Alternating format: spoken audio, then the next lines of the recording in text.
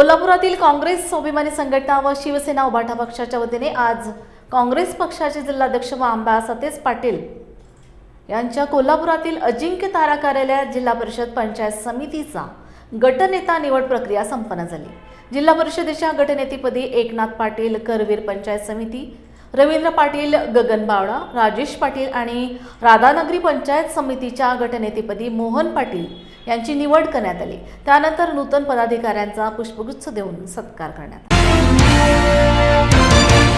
आदरणीय आमचे नेते सतेज उर्फ बंटी पाटील साहेब यांच्या वतीनं काँग्रेस पक्षातर्फे जिल्हा परिषदेच्या नवनिर्वाचित सर्व संचालक जिल्हा परिषदेच्या नवनिर्वाचित सदस्य व पंचायत समिती सदस्य यांची जी आज बैठक बोलली, या बैठकीमध्ये आदरणीय बंटी पाटील साहेबांच्या आदेशानं एकनाथ महादेव पाटील यांची काँग्रेसच्या गटनेतेपदी निवड केलेली आहे व पंचायत समिती राधानगरीच्या वतीनं मोहन पाटील यांची निवड केलेली आहे व करवीर पंचायत समितीच्या गटनेतेपदी रवींद्र पाटील यांची निवड केलेली आहे व गगनबावडा पंचायत समिती राजेश पाटील यांची निवड केलेली आहे।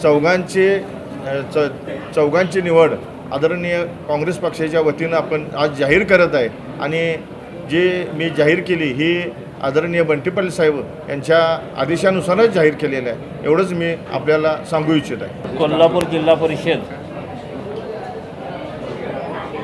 काँग्रेस पक्षाचा गटनेता म्हणून माझी जी आदरणीय बंटी पाटील साहेबांनी निवड केलेली आहे, त्या निवडीसंदर्भात जर बोलायचं झालं तर ती निवड साहेबांनी जी केली आहे, जो माझ्यावर विश्वास टाकला आहे, तो विश्वास किंवा त्या विश्वासाला मी कुठंही तडा जाऊ देणार नाही।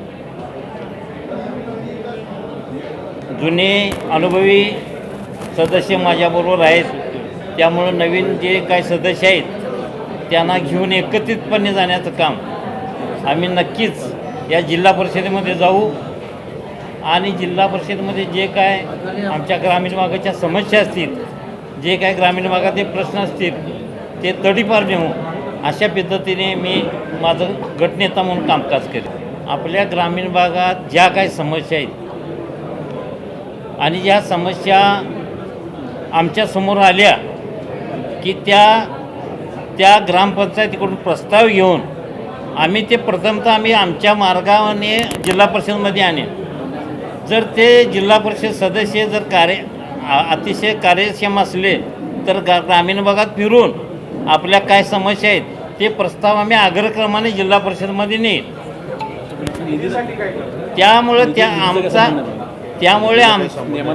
त्यामुळे आमचा जो काय अग्रक्रम लागेल त्यासाठी आम्ही जिल्हा परिषदेच्या जनरल बॉडीमध्ये आवाज उठवू आणि आम्ही निधी खेचून आणू।